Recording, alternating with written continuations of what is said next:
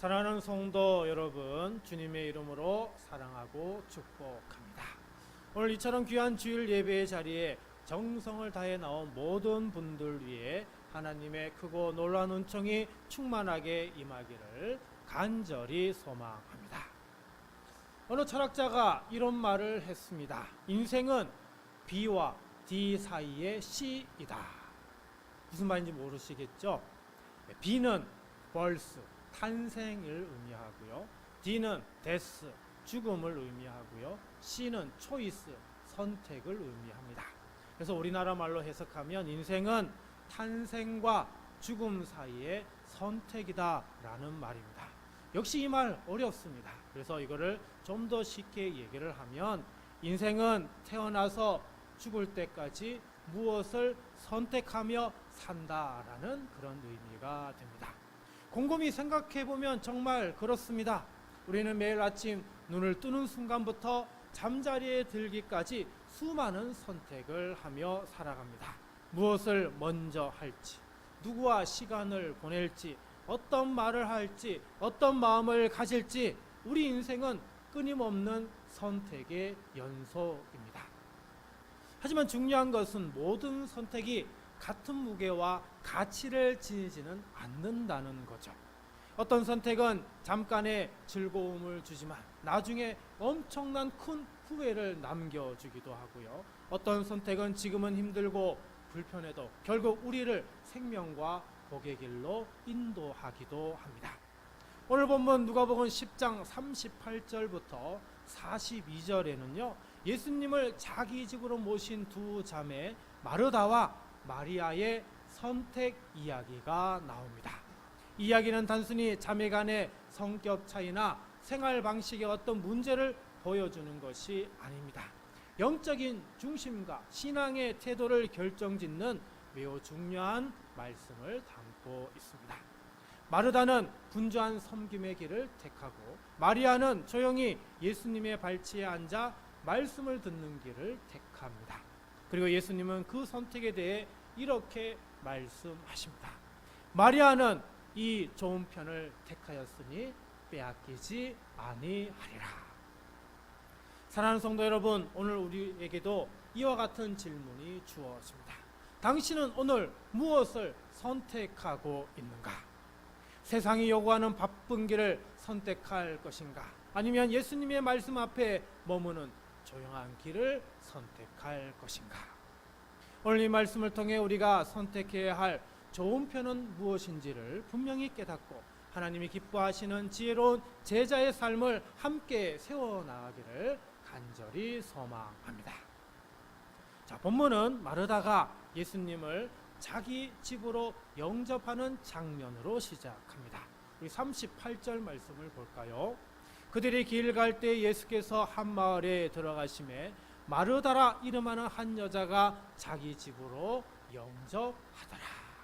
자, 여기서 영접한다라고 하는 단어는 헬라어로 휘페 덱사토라고 하는 단어인데요. 단순히 문을 열어 손님을 맞이한다 그런 수준이 아니고요. 기쁘고 정성스럽게 열정적으로 환영하며 받아들인다는 그런 의미가 담겨 있습니다. 당시 중동 문화에서는 손님을 잘 대접하는 것이 큰 미덕이었습니다. 우리나라도 역시 마찬가지죠. 특히 율법과 전통에 따라 손님에게 음식을 대접하고 편안한 자리를 마련해 주는 것은 당시 여성의 아주 중요한 역할이었습니다. 즉 마르다는 예수님을 진심으로 사랑하고 존경하는 마음으로 정성껏 맞이한 겁니다. 마르다는 마르다의 이 행동은 정말 칭찬받을 만한 귀한 섬김이었던 것이죠. 하지만 40절로 가면 상황이 완전히 달라집니다. 마르다는 준비하는 일이 많아 마음이 분주한지라. 자, 여기서 분주하다 헬라어로 페리에스파토라고 하는 단어인데요. 사방으로 끌려다니다 마음이 산만하게 흩어지다 이런 의미가 있습니다. 즉 마르다는 예수님을 섬기고자 하는 정말 선한 의도로 출발했지만 그 마음이 점점 어떻게 해요? 손님을 위한 어떤 준비를 하다 보니 마음이 조급해지고 그리고 그 마음이 흩어지며 중심이 완전히 무너지고 만 것입니다. 섬김이 중요한 것이 아니라 수단이 되었고요. 그 과정에서 주님과의 교제는 멀어지고 만 것입니다. 그러다 결국 마르다는 예수님께 이렇게 말합니다. 40절 중반부터입니다. 주여, 내 동생이 나 혼자 일하게 두는 것을 생각하지 아니하시나이까? 그를 명하사 나를 도와주라 하소서. 여러분, 이 짧은 말 속에 그녀의 마음 상태가 고스란히 드러납니다. 처음엔 기쁨으로 시작된 섬김이 이제는 불평이 되고 심지어는 주님에게까지 섭섭한 마음을 표현하고 있습니다. 마르다의 분주함은 어느새 자매를 향한 비교와 정죄로 번지고 주님을 향한 신뢰조차 흐려지게 만들었습니다. 이것이 바로 분주한 신앙의 위험성입니다. 사랑하는 성도 여러분, 오늘날 우리의 모습도 마르다와 비슷할 수 있습니다. 교회 안에서 일하고 봉사하고 섬기고 바쁘게 지내다 보면 정작 예수님의 음성에 귀 기울이기는 그 시간은 점점 사라지고 주님의 임재 앞에 머무는 시간이 부족하게 됩니다. 어쩌면 우리 대다수는 마르다와 비슷한 분주한 신앙에 놓여 있는지도 모릅니다. NICNT 주석은 이 장면을 해석하며 마르다의 열심은 외형상 신앙적 행동이었지만 실제로는 예수님의 말씀을 놓치는 바로 신앙의 모습을 보여준다라고 말했습니다. 예수님을 만나고자 교회로 왔지만 예수님의 음성은 전혀 들리지 않는 상태, 이것이 바로 분주한 신앙의 모습입니다. 저는 오랫동안 부교육자로 신앙생활했습니다. 교육전도사, 전임전도사, 부목사, 이 기간을 다 합치면 20년 동안 그렇게 담임 목사님을 도와 부교육자로 섬겼습니다. 그러나 이 기간 동안에 저는 예배에 제대로 참석을 해본 적이 거의 없습니다. 예배 시간에 찬양도 제대로 할 수 없었고요. 기도도 하지 못했습니다. 당연히 설교 말씀도 제대로 들을 수 없었습니다. 주님을 섬기고 헌신한다고 목사로 안수를 받았지만 정작 주님 앞에 앉아 예배의 자리에 있지 못했고요. 말씀 앞에 귀를 기울이지 못했습니다. 교회의 많은 분들이요, 봉사와 섬김의 자리에서 수고하면서 정작 예배에 함께 하지 못하고 말씀을 듣지 못함으로 결국 주님 곁을 떠나는 경우를 정말 많이 봐왔습니다. 사랑하는 성도 여러분, 우리의 신앙도 종종 마르다처럼 분주합니다. 이런 우리에게 주님은 이렇게 말씀하십니다. 바쁘게 일만 하지 말고 나와 함께 앉아 나의 이야기를 좀 들어줄래? 예수님은 우리의 손보다 마음을 원하십니다. 예수님은 우리의 섬김보다 교제를 더 귀히 여기십니다. 주님 발치에서 주님의 말씀을 듣는 우리에게 주님은 그 중심을 기뻐하시며 우리의 삶에 평안을 부어주십니다. 오늘도 주님의 발 앞에 잠시 멈춰 앉는 지혜로운 선택이 여러분의 삶 속에 있기를 주님의 이름으로 간절히 축복합니다. 마르다와는 달리 마리아는 어떤 태도를 보였을까요? 39절입니다. 그에게 마리아라 하는 동생이 있어 주의 발치에 앉아 그의 말씀을 듣더니. 자, 마리아는 예수님의 발치에 앉아 조용히 예수님의 말씀을 듣고 있었습니다. 이 모습은요, 단순히 앉아 있는 것이 아닙니다. 그 자세 하나에 그의 신앙의 태도와 영적 중심이 고스란히 담겨져 있습니다. 여기서 발치에 앉다는 표현은 당시 유대 문화에서 랍비와 제자의 관계를 나타내는 그런 상징적인 표현입니다. 즉 마리아는 예수님을 단순히 손님으로 모신 것이 아니라 어떻게 해요? 랍비로, 선생님으로 지금 모신 것이고 자신은 배우는 제자로서 그 앞에 앉아 있는 것입니다. 당시 유대 문화에서 여성이 랍비의 제자가 되는 것은 전혀 일반적인 것이 아닙니다.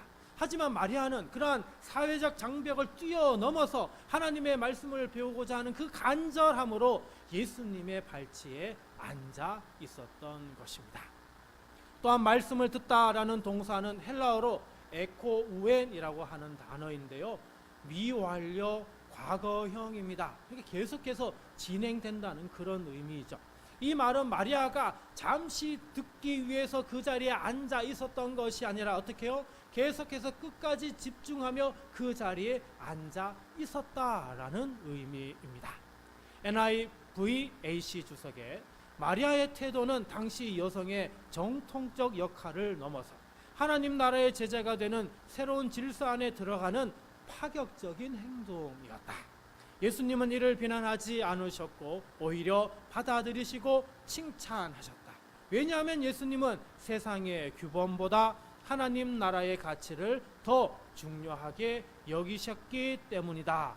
이렇게 기록하고 있습니다. 예수님께서 보시기에 마리아는 단지 그 집의 자매 중 한 명이 아니라 하나님의 말씀을 배우고자 하는 제자였던 것입니다. 사랑하는 성도 여러분, 오늘 우리에게도 이 마리아의 태도가 필요합니다. 지금도 예수님은 여전히 외적인 섬김보다 마음의 중심과 태도를 더 중요하게 보십니다. 우리가 예배를 드릴 때, 성경을 읽을 때, 말씀을 묵상할 때, 그리고 조용히 기도할 때, 우리 주님은 얼마나 열심히 했느냐를 먼저 보는 것이 아니라 어떤 마음으로, 어떤 자세로 내 앞에 나왔느냐를 깊이 보십니다. 마르다의 눈에는 마리아가 게으르게 보였을지도 모릅니다. 한가롭게 앉아 아무 일도 하지 않는 것처럼 여겼을지 모릅니다. 하지만 예수님의 눈에 마리아는 하나님 앞에 앉아 있어야 할 그 자리를 정확히 지키고 있었던 것입니다. 사랑하는 성도 여러분, 사역과 봉사도 중요합니다. 하지만 그것들이 말씀의 중심을 잃으면 곧 방향을 잃어버리게 됩니다. 말씀 없는 열심은요, 쉽게 지치고 맙니다. 말씀 없는 봉사는요, 자칫하면 원망, 불평으로 번지게 됩니다. 영국의 대표적인 복음주의 신학자인 존 스토트 목사님께 어느 한 젊은 신학생이 물었습니다. 목사님처럼 영적인 깊이를 가지려면 어떻게 해야 하나요? 그때 존 스토트 목사님은 이렇게 대답했습니다. 나는 바쁜 일정 속에서도 하나님의 말씀을 놓치면 그날은 하루 전체를 잃는 날이라고 생각합니다. 참 마음에 찔리는 이야기입니다. 존 스토트 목사님의 서재에는 항상 펼쳐진 성경과 무릎 꿇을 수 있는 방석이 놓여 있었다고 합니다. 그는 그 자리를 영혼의 모냥이라고 이렇게 불렀다고 합니다. 사랑하는 성도 여러분, 오늘 우리에게도 이 질문이 던져집니다. 나는 지금 주님의 발 앞에 앉아 있는가? 아니면 마르다처럼 내 방식대로 주님을 섬기며 분주하게만 움직이고 있는가? 세상은 우리에게 말합니다. 더 빨리 일하고, 더 많이 배우고, 더 열심히 살아라. 그러나 예수님은 우리에게 이렇게 말씀하십니다. 잠시 멈춰라. 그리고 내 말에 귀를 기울이라. 한 가지가 너에게 필요하다. 사랑하는 성도 여러분, 오늘 또 우리는 마르다와 마리아 사이에서 선택의 길목에 서 있습니다. 여러분은 오늘 어떤 자리를 선택하시렵니까? 예수님의 발치에 앉아 말씀을 듣는 그 자리가 가장 지혜로운 자리이며 생명의 길이라는 이 사실을 여러분 반드시 기억하시기를 간절히 바랍니다. 이제 예수님께서 직접 두 자매의 모습을 해석해 주시는 장면으로 들어가겠습니다. 41절, 42절 우리 같이 한 목소리로 하나님 말씀 봉독하겠습니다. 주께서 대답하여 이르시되 마르다야 마르다야 내가 많은 일로 염려하고 근심하나 몇 가지만 하든지 혹은 한 가지만이라도 족하니라. 마리아는 이 좋은 편을 택하였으니 빼앗기지 아니하리라 하시니라. 아멘. 자, 예수님께서 마르다의 이름을 두 번 부르십니다. 마르다야 마르다야. 이 반복된 부름은요, 단순한 주의 환기나 질책이 아닙니다. 거기에는 사랑이 담긴 그 안타까움과 깊은 애정이 묻어 있습니다.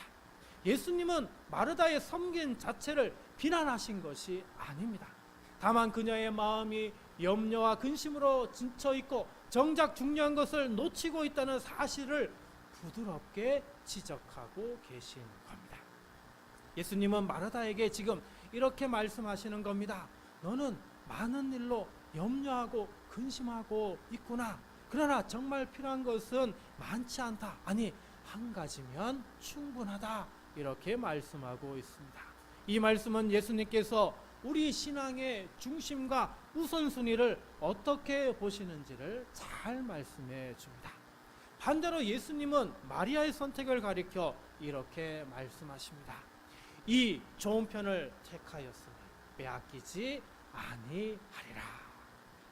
좋은 편, 헬라어로 보니까요, 아가테, 메리스라고 하는데요, 단순히 더 나은 선택이 아니라 가장 선하고 본질적인 몫이라는 그런 의미가 담겨 있습니다. 마리아는 바로 그 좋은 목, 하나님과의 교제를 선택한 것이죠. 이 표현은요, 시편 16편 5절의 말씀과도 연결이 됩니다. 여호와는 나의 산업과 나의 잔의 소득이시니 나의 분깃을 지키시나이다. 아멘.